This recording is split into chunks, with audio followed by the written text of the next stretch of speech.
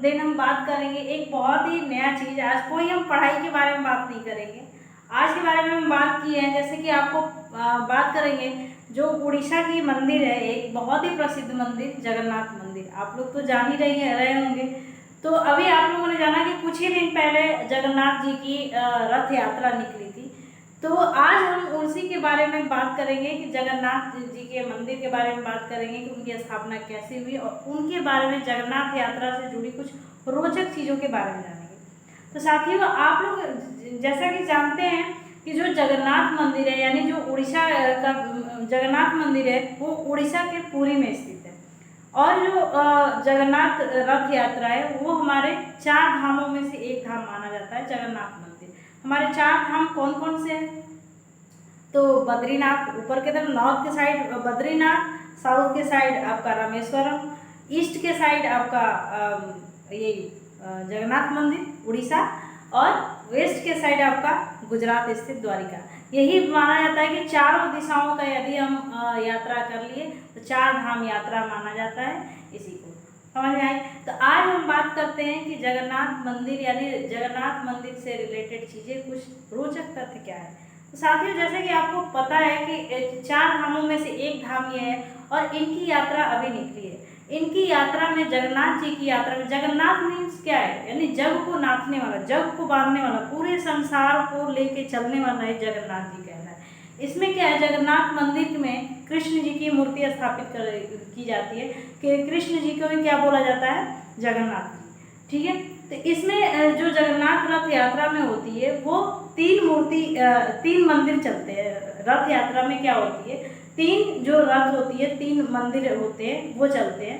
उसमें एक जो मंदिर होता है वो स्वयं जगन्नाथ जी का होता है, दूसरा उनकी बहन जो है सुभद्रा, और तीसरा उनके भाई बलभद्र की मंदिरें चलती है। ठीक है, रथ में 3 लोग कौन कौन हो गए? स्वयं जगन्नाथ जी यानी कृष्ण भगवान जी, एक उनके भाई बलभद्र और उनकी बहन सुभद्रा। ठीक है, तो ऐसा मानते हैं जगन्नाथ मंदिर, जगन्नाथ जो मंदिर है, रथ यात्रा है, उसके बारे में हम बात करते हैं कि ऐसा मानते हैं कि जो रथ है वो पूरी लकड़ियों की बनी हुई होती है। जो रथ है वो पूरी तरह से लकड़ियों की बनी होती है और इसका जो इसमें जो मूर्ति स्थापित होती है वो भी किसकी बनी होती है? लकड़ियों से ही बनी होती है। और जो मंदिर को यानी मूर्ति को हर 12 साल में रिप्लेस कर दिया जाता है, यानी चेंज किया जाता है। जो साथियों, उसमें ऐसा मानते हैं कि जो मंदिर है, मंदिर में जो स्थित जो मूर्ति है वो हर 12 साल में जो चेंज किया जाता है, तो उसमें कुछ भ्रम नामक पदार्थ जो कुछ पाई जाती है, भ्रम चीज़ें कुछ पाई जाती है, तो उसको भी वन मूर्ति से अदर मूर्ति को जब ट्रांसफ़र किया जाता है, जो चेंज किया जाता है 12 साल में, उसको भी चेंज किया जाता है। अच्छा, ऐसा माना जाता है कि जो भ्रम चीज़ें उसमें जो भी होती है, तो उसमें कोई एक फिक्स पुजारी ही होता है, जैसे फिक्स कर दिया जाता है कि ये लोग उसको चेंज करेंगे, मूर्ति को चेंज करेंगे, तो वो जो पुजारी होते हैं उन्हीं को उसको चेंज करना होता है। चेंज करते वक्त सबसे बड़ी बात ये है कि ये जो भ्रम चीज़ें जो चेंज की जाती है, यानी मूर्ति चेंज करते वक्त जो पुजारी होते हैं उनके भी आंखों पे पट्टी बंधी होती है, कोई भी उसको देखता नहीं है। आसपास जब ये मूर्ति चेंज हो रही होती है, मूर्ति रूपी शरीर से एक शरीर से दूसरे शरीर में, यानी मूर्ति से वन मूर्ति से दूसरी मूर्ति में जब ये चीज़ें जा रही होती है, तब मंदिर के आसपास भी किसी को रहने नहीं दिया जाता है। केवल पुजारी होते हैं और कुछ सिक्योरिटी होते हैं। पुजारी जो होते हैं वो भी खुद अपने आँख पे पट्टी, हाथों पे ग्लव्स पहने होते हैं, तब इस चीज़ को एक चीज़ से दूसरे एक मूर्ति से दूसरे मूर्ति में ट्रांसफ़र करते हैं। ऐसा माना जाता है इसमें कि जब ये चीज़ों को यदि कोई इसको देखना अलाउ नहीं है, यदि इसको कोई देख लेगा, ये भ्रम पदार्थ है, इसको कोई देख लेगा तो या तो वो व्यक्ति की डेथ हो जाती है या तो वो अंधा हो जाता है, ऐसा माना जाता है। तो आज तक कभी किसी ने देखा नहीं कि वो भ्रम रूपी चीज़ क्या है। समझ में आ गई? अच्छा, इसके बारे में जगन्नाथ रथ यात्रा के बारे में और भी हम कुछ बात करेंगे कि सबसे पहला तो ये हम मानते हैं कि जगन्नाथ मंदिर के ऊपर जो होती है, टेम्पल पे होती है, जो उसके ऊपर से, जगन्नाथ टेम्पल के ऊपर से कोई भी विमान उड़ के नहीं जाता, कोई भी फ्लाइट उड़ के नहीं जाता। अब आप ये मानेंगे कि उसको हो सके नो फ्लाई जोन घोषित किया गया होगा, कि नो फ्लाई जोन में विमान उड़ना अलाउ नहीं होता। तो ऐसा भी मानते हैं, ऐसा भी देखने को मिलता है कि उसके ऊपर से कोई बर्ड्स, कोई पक्षियाँ भी उड़ती नहीं है। ठीक है, तो इसके बारे में बात करेंगे कि ऐसा क्यों होता है, समझते हैं कि ऐसा लोग क्यों बताते हैं।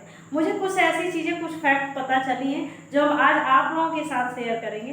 तो उसमें सबसे पहले तो ये चीज़ है कि जब भी ये रथ यात्रा शुरू होती है तो उसी समय, उसी दिन क्या होती है, बारिश जरूर आती है। अब आप लोग कहेंगे कि ये मानसून के समय में रथ यात्रा शुरू होती है तो बारिश तो आएगी, लेकिन ऐसा माना जाता है कि जिस दिन मानसून में भी किसी दिन बारिश होती है, किसी दिन नहीं होती है, लेकिन जिस दिन रथ यात्रा शुरू होती है उस दिन बारिश भले ही थोड़ा सा ही हो, वो जरूर आती है। दूसरी चीज़ क्या है, ये जो रथ यात्रा है, तो रथ यात्रा जो होती है आषाढ़ माह के, हिंदी में बोलते हैं आषाढ़ माह के द्वितीया से शुरू होती है और 10वीं तक चलती है। अब ये चीज़ पूछेंगे कि जो रथ यात्रा भगवान जी के टेम्पल से निकलती है तो वो कहाँ तक जाती है।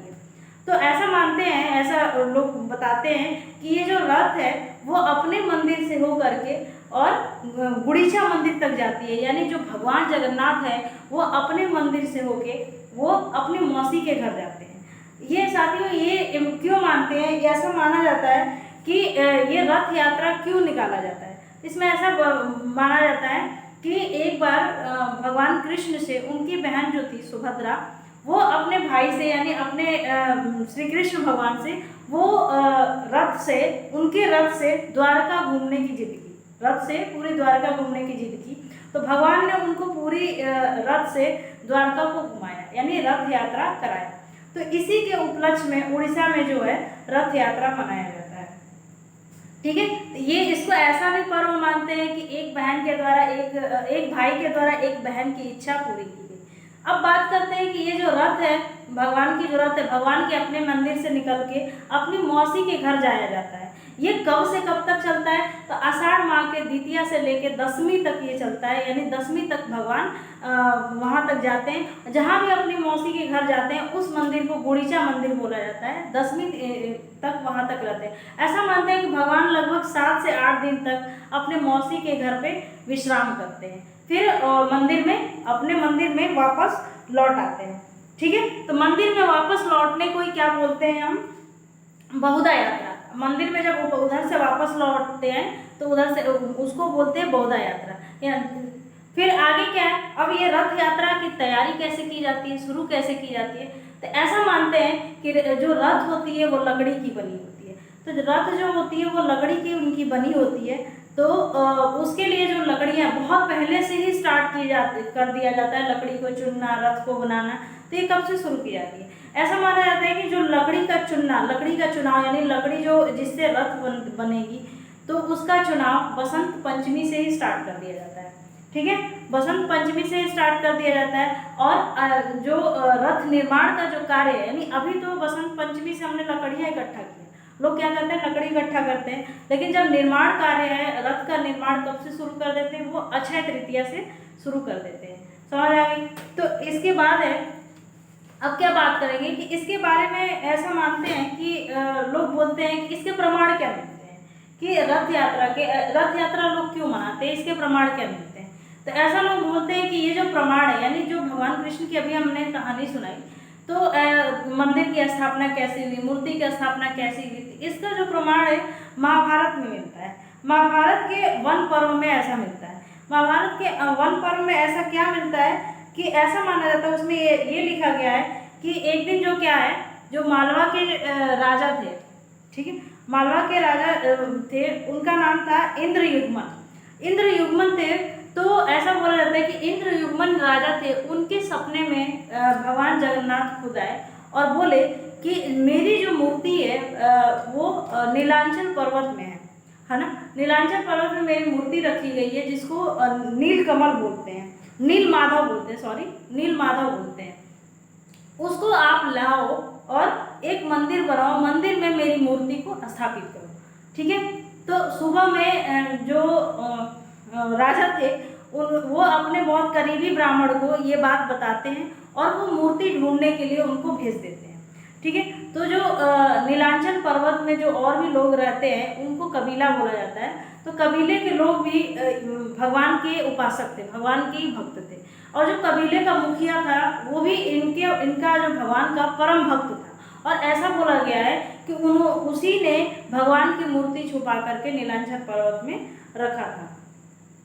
अब जो ब्राह्मण था राजा का, वो नीलांचल पर्वत में बहुत ढूंढा लेकिन उनको मूर्ति नहीं मिली, क्योंकि जो कबीलों का जो मुखिया था वो रथ को क्या किया था, वो मूर्ति को छुपा दिया था।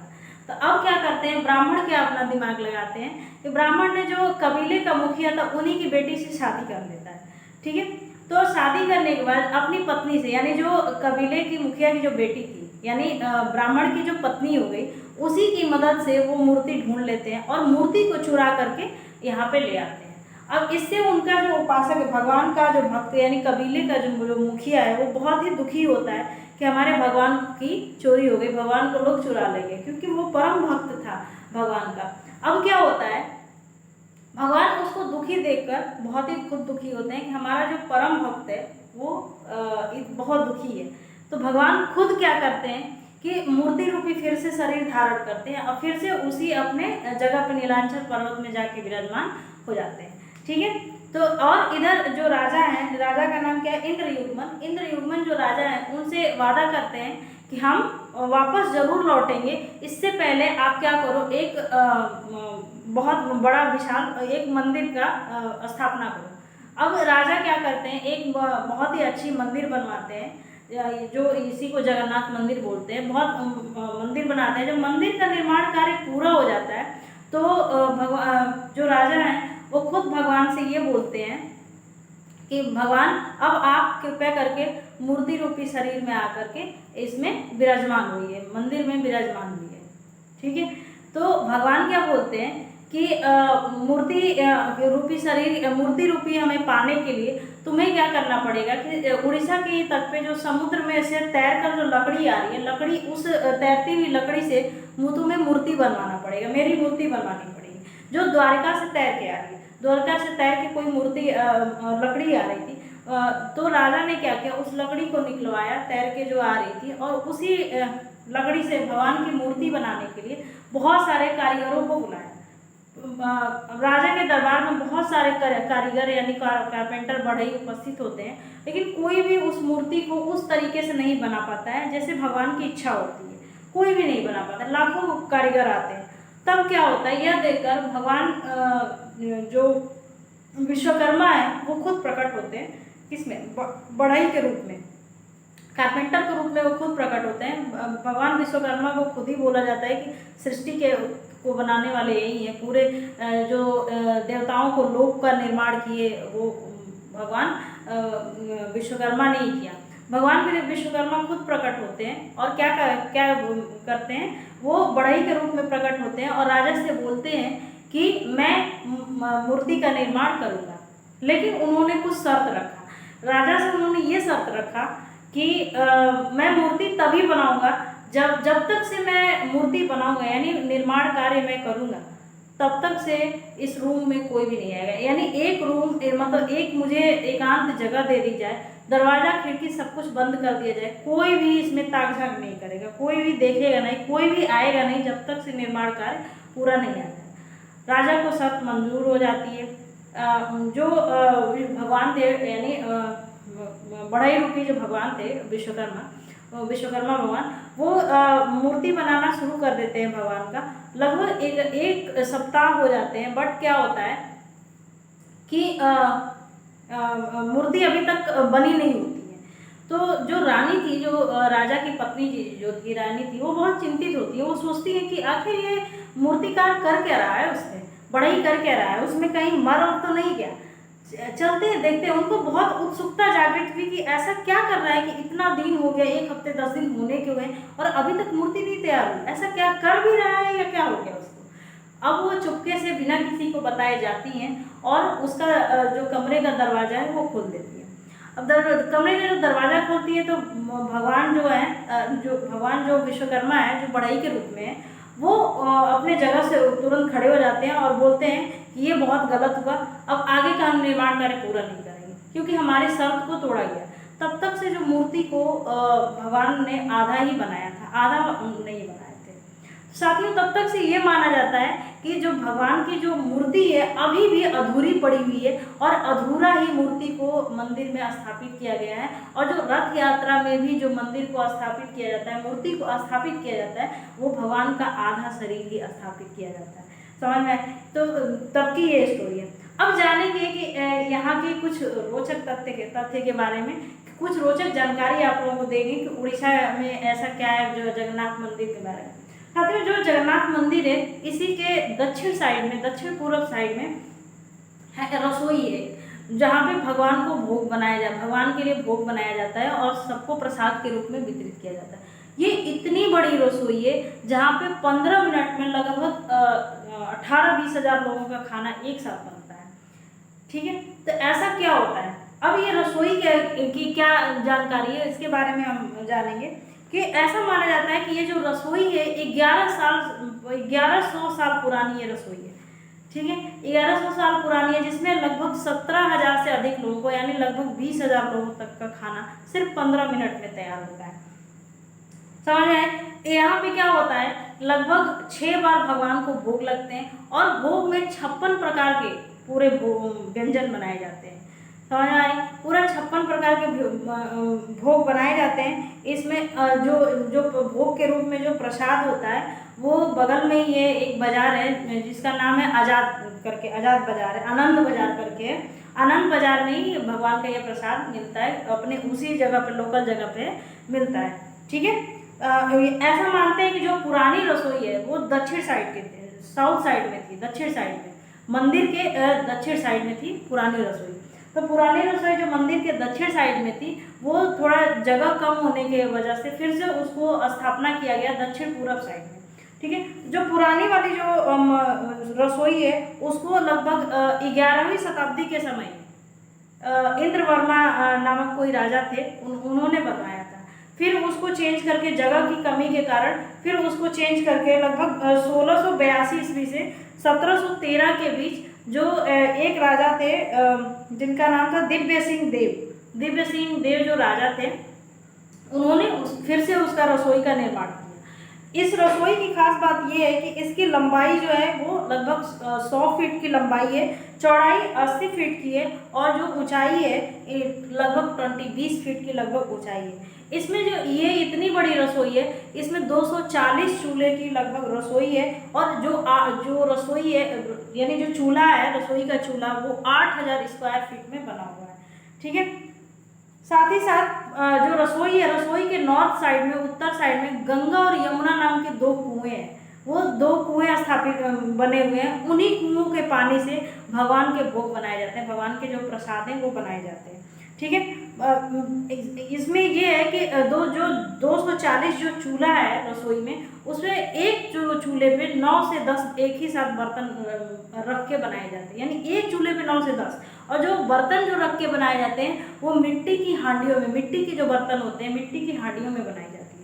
समझ रहे हैं? तो मिट्टी की जो हांडियाँ हैं वो एक दिन में लगभग 600 से 700 मिट्टी की हांडियाँ लग जाती है और उसको दोबारा से यूज नहीं किया जाता, यानी एक दिन में जो भी 600-700 मिट्टी की हांडियाँ में भगवान का भोग बनता है फिर से उस हांडी को तोड़ दिया जाता है और अगले दिन से फिर नया प्रसाद, नया भोग बनाने के लिए नया फिर से मिट्टी के हांडी का प्रयोग किया जाता है। इसमें ये माना जाता है कि जो लगभग 700 से 800 जो भी हांडियाँ मिट्टी की आती है, लगभग 100 से अधिक कुम्हारों के घर से आती है। इसमें क्या होता है, इसमें लगभग 6 से अधिक बड़े साइज की हांडियाँ होती है, 6 जो होती है वो मीडियम साइज की हांडियाँ होती है, 5 जो है छोटी हांडियाँ होती है, 3 तरह की बाउल टाइप की मिट्टी के बर्तन होते हैं हांडी, 3 तरह के प्लेट होते हैं। अब इसमें जो बड़ी वाली जो हांडी होती है ना, वो एक हांडी में लगभग 100 लोगों का खाना बनाने भर होता है, एक हांडी में 100 लोगों का। अभी हमने क्या बताया कि एक चूल्हे पे लगभग 7 से 8 या 9 हांडी एक ही बार रख के बनाया जाता है और 240 चूल्हे हैं। समझ में आई? इस तरीके से 15 से 20 मिनट में 17,000 लोगों का खाना एक बार में बनाया जाता है, जो दुनिया का सबसे बड़ा रसोई माना जाता है। साथियों, ऐसा क्यों होता है? जो भी यहाँ पे ऐसा जो भी भगवान के दर्शन करने जो भी दर्शक आते हैं उनको कभी भी भूखा पेट नहीं जाने दिया जाता, कभी भी भूखा नहीं जाने दिया जाता। हर कोई यहाँ से भगवान का भोग लेके ही जाता है, खाना खा के ही जाता है। समझ में आ गई। भगवान के भोग में लौंग, लहसुन, प्याज, फिर आलू, टमाटर इसका यूज नहीं किया जाता है।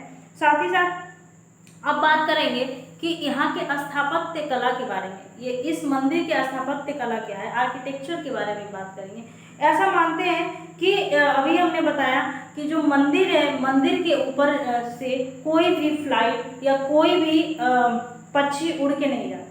फ्लाइट को तो चलो नो फ्लाई जोन भी घोषित किया जाता है, लेकिन ऐसा नहीं किया गया है, लेकिन पक्षी भी उस पर से उड़ के नहीं जाते। ऐसा क्यों है? तो ऐसा माना जाता है कि बाहर से, ऊपर से जो मंदिर है, मंदिर की जो आकृति है वो सुदर्शन चक्र की आकृति की तरह दिखती है, ठीक है। इसी वजह से बर्ड्स भी इसके ऊपर से उड़ के नहीं जाते हैं। दूसरी चीज है, मंदिर के ऊपर ही जो पताका है, झंडा के जस्ट नीचे सुदर्शन चक्र बना हुआ है। सुदर्शन चक्र ऐसा है जिसको किसी भी कोने से, यानी किसी भी कॉर्नर से, नॉर्थ, साउथ, ईस्ट, वेस्ट या इसके किसी भी साइड से, किसी भी कॉर्नर से यदि आप खड़े होते हैं तो इस चक्र का दर्शन हो जाता है। यानी कोई भी डायरेक्शन में आप खड़े होंगे तो ये चक्र आपको दिखाई देंगे, दर्शन हो जाएंगे। दूसरी चीज, जो मंदिर के ऊपर जो ध्वज लगा हुआ है, पताका लगा हुआ है, वो हमेशा जो हवा चलती है, हवा के अपोजिट साइड में वो हमेशा वो फहराता है। यानी हवा इधर साइड से चलेगी तो जो पताका है इधर साइड के फहराता है, ऑल टाइम ऐसा। नेक्स्ट क्या है कि सन जो होता है वो किधर साइड में, किसी भी डायरेक्शन में उगे, सन की शैडो कहीं नहीं बनती है। यानी जो मंदिर की, सन की नहीं, मंदिर की जो परछाई है, मंदिर की जो शैडो है वो कहीं भी नहीं बनती है, कहीं भी दिखाई नहीं देती है। नेक्स्ट जो इसमें माना गया है, और क्या इसमें अमेजिंग तथ्य है कि जो मंदिर का जो मेन द्वार होता है, मेन गेट होता है, उसको बोला जाता है सिंह द्वार, यानी सिंह गेट, सिंह द्वार बोला जाता है। तो जब भी हम मंदिर के गेट पे खड़े होते हैं तो जो पास में ही समुद्र है, मंदिर के जस्ट बाहर ही समुद्र है, तो समुद्र की लहरों की आवाज़ सुनाई देती है। लेकिन जैसे ही मंदिर के द्वार से अंदर प्रवेश करते हैं, समुद्र की लहरें की आवाज़ सुनाई होना बंद हो जाती है। तो और साथ ही साथ नेक्स्ट चीज़ ये है कि रही बात मंदिर की सुरक्षा की, तो मंदिर की सुरक्षा सीआरपीएफ के द्वारा की जाती है। तो आज आप लोग जगन्नाथ मंदिर के बारे में कुछ जाने होंगे, रथ यात्रा के बारे में कुछ रोचक जानकारी मिली होगी। मुझे भी ये सारी जानकारी मिली तो मुझे लगा कि मैं आप लोगों के साथ मैं शेयर करूं, तो मुझे भी कहीं से ये प्राप्त हुई थी। यदि जानकारी अच्छी लगी हो तो कृपया करके चैनल को शेयर करें, सब्सक्राइब करें, लाइक करें एवं कमेंट करें। धन्यवाद।